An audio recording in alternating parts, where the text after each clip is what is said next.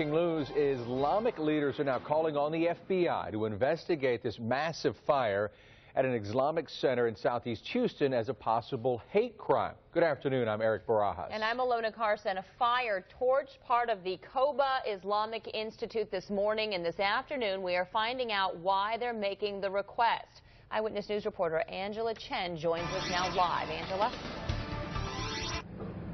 Yeah, take a look at this charred building. This is all that's left after the fire that happened earlier this morning. The Council on American-Islamic Relations is now calling on state and federal law enforcement to investigate this fire as a possible hate crime.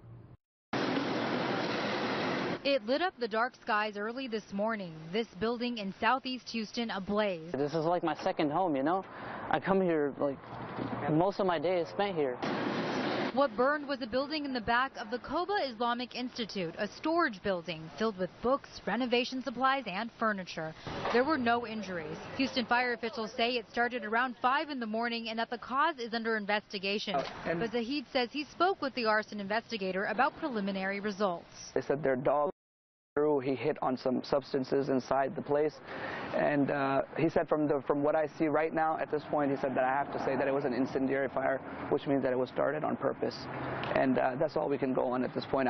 We don't want to speculate. Though we don't know officially if the cause was accidental or deliberate, the FBI is now monitoring the situation. The assistant imam said they found a vandalized, smashed table on their property this morning, and that just last night someone had driven by screaming mocking chants. He also said earlier this week a masked man had been lurking around the institute and had to be chased off the property. We've had some incidents in the past couple of days where we had suspicious individuals with their faces covered, or one person in particular with his face covered.